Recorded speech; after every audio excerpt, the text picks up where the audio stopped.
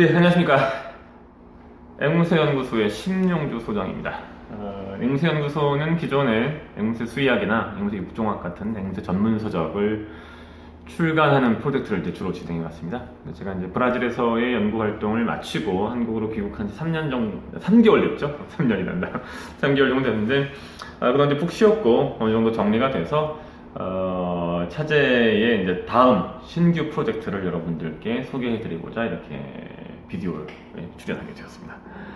이번 프로젝트의 제목은 세컨드 샐러리 프로젝트입니다. 세컨드 샐러리, 세컨드, 두 번째, 샐러리, 월급. 즉, 앵무새를 이용해서 또 다른 수익을 창출하자. 그게 이제 이 세컨드 샐러리 프로젝트의 핵심입니다. 무슨 말씀이냐?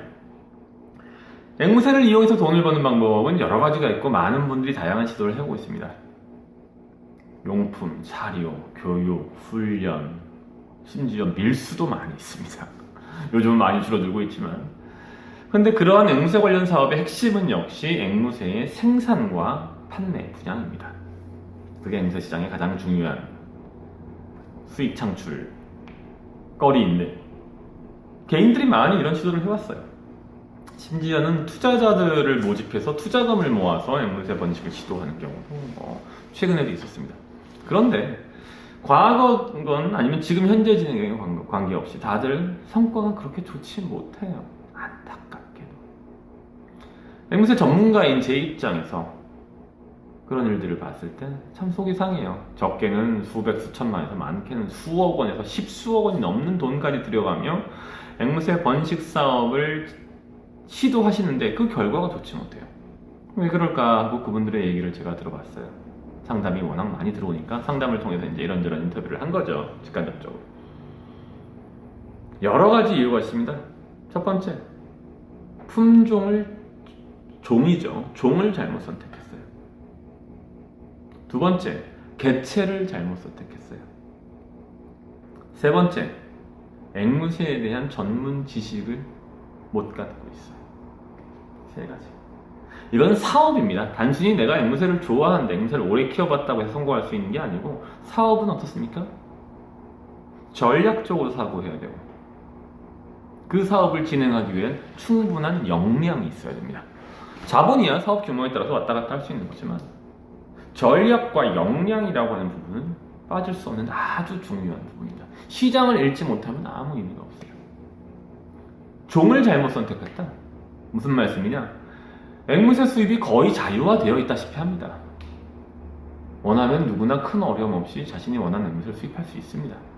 그런데 국내 여건상 앵무새를 직접 키워서 수익을 낼 수 있는 것은 중형 앵무의 일부 종으로 국한됩니다. 왜냐? 소형종은 왜 안 되냐? 소형종은 국내 가격보다 해외 수입가가 더 낮은 경우가 적지 않습니다. 만약에 국내 가격이 조금이라도 올라가면 해외에서 쉽게 수입해서 국내 가격을 떨어뜨릴 수 있어요. 수요와 공급이 쉽게 움직인다는 거죠. 수요는 특히 정해져 있는데 공급이 계속 들쭉날쭉하는 거죠. 그런 상황에서는 장기적으로 적절한 수익을 내기가 어렵습니다. 왜냐하면 소형종은 그만큼 번식이 쉽기 때문인 거죠. 대형종은 왜 안 되냐? 대형종 한 마리 700만 원씩도 하고, 1000만 원도 하고, 대형종 하면 한 방에 큰 돈 버는 거 아니냐? 그렇지 않습니다.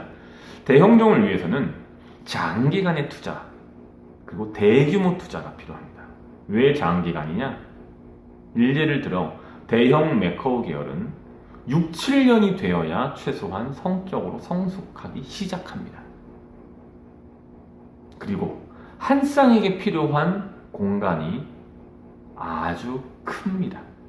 물론 중대형 앵무새를 사방 1m짜리 개장에 집어넣고 새끼를 빼는 사람들도 있지만, 그건 내가 다시 말씀드릴게요.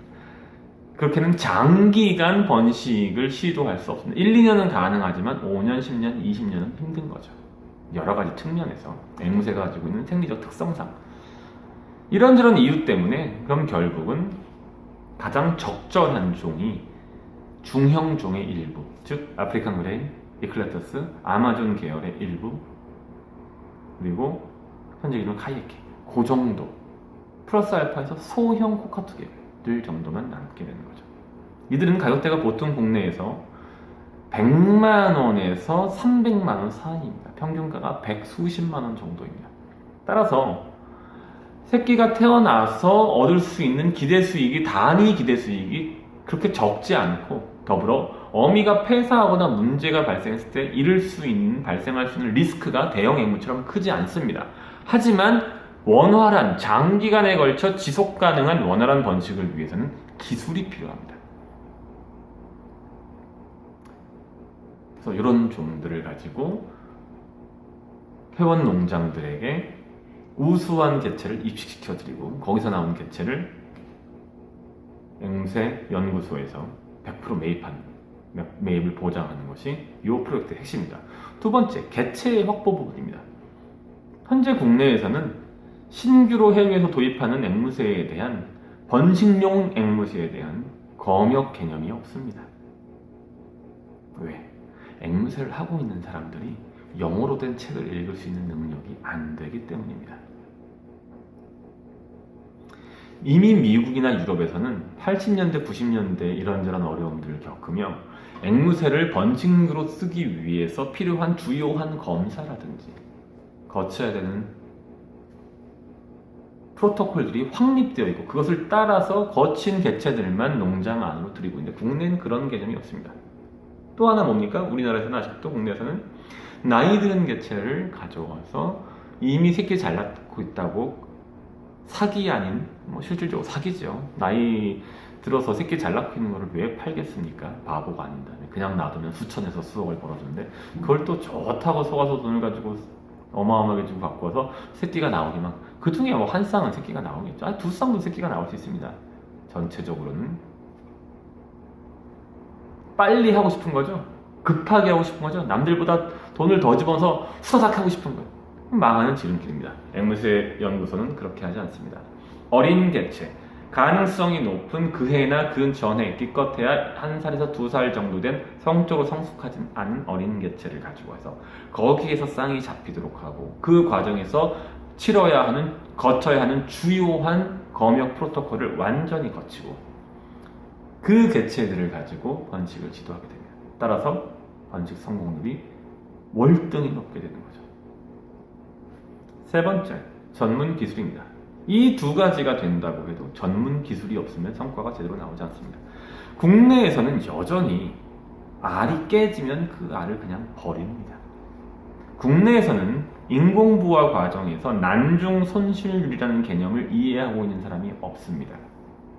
제가 국내에서 최초로 들고 나온 개념이 난중 손실률이라고, 뭔지 궁금하시면 찾아보십시오. 주요한 바이러스성 질병, 항문 유두종, 이런 것들에 대한 관리 지침이나 개념이 존재하지 않습니다. 이런 것을 봐줄 수 있는 수의사도 심지어 지극히 드문 것이 현재 상황입니다. 저는 브라질에서 4년 동안 연구 생활을 했습니다. 브라질은 뭡니까? 앵무새의 천국이죠. 저희가 사랑하는 거의 모든 앵무새는 70-80% 이상의 앵무새가 브라질에서 왔습니다. 카이에케 다, 아마존 전부 다, 메커우 계열 전부 다 브라질 출신입니다. 코우니어 전부 다 브라질 출신입니다. 주요한 앵무종 중에서 브라질 출신이 아닌 것은 코카투 계열과 회색 앵무 계열밖에 없습니다. 저는 그곳에서 4년간 연구 생활을 했습니다. 그것도 정부 장학금으로. 국내 최초로 앵무새 전문 서적을 집필한 사람입니다. 제가 앵무새의 선택부터 케이지 설치, 먹이의 선별, 주요 검역 방법, 인공 부화, 인공 증식, 핸드피딩에 관련된 모든 사항을 직접 안내해드리고 정규 강의를 제공합니다. 그렇게 해서 극대화되어 얻어진 생산 개체는 앵무새 연구소에서 전량 매입합니다. 그것이 바로 앵무새 연구소가 야심차게 준비한 이른바 세컨드 샐러리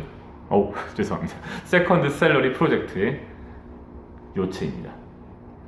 이번 첫 번째 비디오 클립에서는 이 정도로 간략하게 세컨드 샐러리 프로젝트에 대해서 설명을 드렸고, 다음부터는 세부적으로 수익 프로젝션이라든지 기타 주요 전략 등에 대해서 좀 더 심도 깊게 여러 회에 나눠서 알아보도록 하겠습니다. 이상 앵무새 연구소 심용조 소장이었습니다. 감사합니다.